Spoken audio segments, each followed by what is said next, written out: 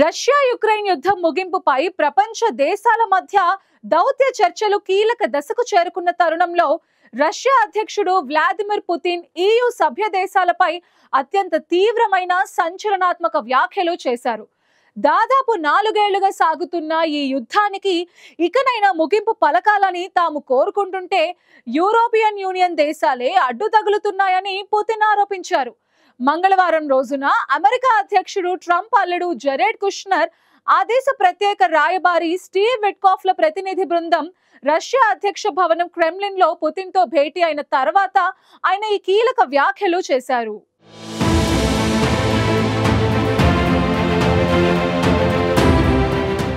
Ukraine Russia మధ్య 4 ఏళ్లుగా జరుగుతున్న యుద్ధానికి ఇకనైనా ముగింపు కనబడుతుందా అన్న ప్రశ్న ఇప్పుడు అంతర్జాతీయ వేదికపై మరోసారి మొదలైంది.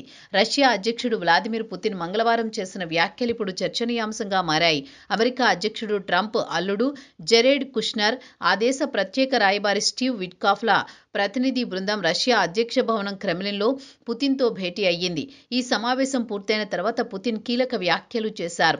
శాంతి గురించి మాట్లాడితే యూరోపియన్ యూనియన్ దేశాలే ముందుగా అడ్డుగా నిలుస్తున్నాయని సంచలన ఆరోపణలు చేశారు. పుతిన్ తన వ్యాఖ్యల్లో ప్రధానంగా శాంతి ప్రక్రియకు యూరోపియన్ యూనియన్ దేశాలు విఘాతం కలిగిస్తున్నాయని స్పష్టం చేశారు.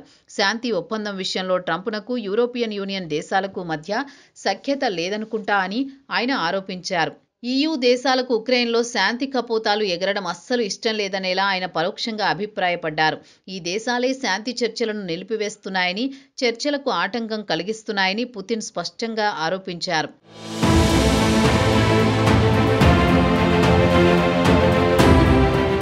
శాంతి చర్చల్లో తమకు నిజమైన అజెండా లేదని, పైగా వారు చేసే ప్రతిపాదనలు రష్యాకేమాత్రం అనుకూలంగా ఉండడం లేదని, అవి మొత్తం శాంతి ప్రక్రియను పూర్తిగా స్తంభింపజేసేలా ఉన్నాయని పుతిన్ విమర్శించారు.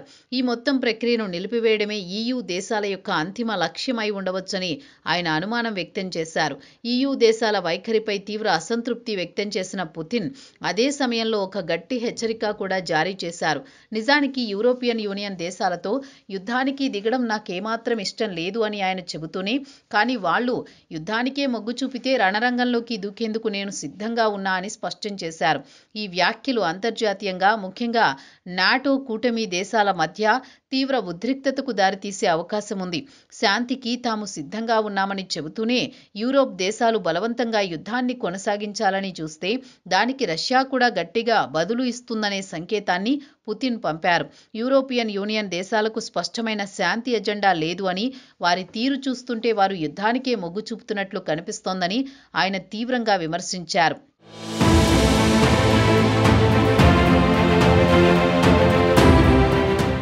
ఇటీవల యూరప్ దేశాలు ఇచ్చిన శాంతి ప్రణాళికలు అన్ని రష్యా ప్రయోజనాలకు వ్యతిరేకమేనని ఆయన తీవ్రంగా వ్యాఖ్యానించారు.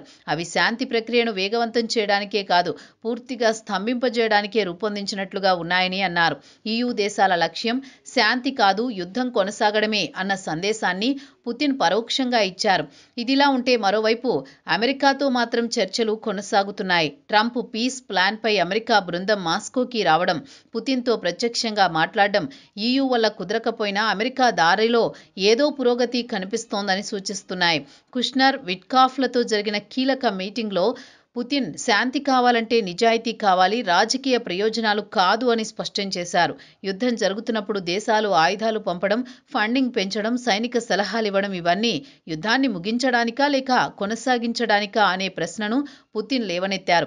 ఇక ట్రంప్ అల్లుడు కుష్నర్, ప్రత్యేక రాయబారి విట్కాఫ్లతో పుతిన్ భేటీ కావడం అనేది ఆ సమయంలో అత్యంత కీలకమైన దౌత్య పరిణామం.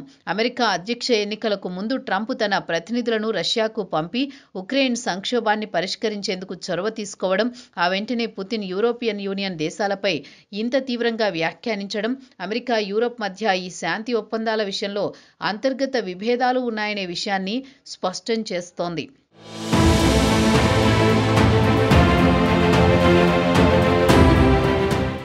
ట్రంప్ ప్రతిపాదించిన శాంతి ప్రణాళికపై యూరోపియన్ యూనియన్, ఉక్రెయిన్ గతంలో ఆందోళనలు వ్యక్తం చేస్తున్న నేపథ్యంలో పుతిన్ వ్యాఖ్యల అసమ్మతిని మరింత బలపరుస్తున్నాయి.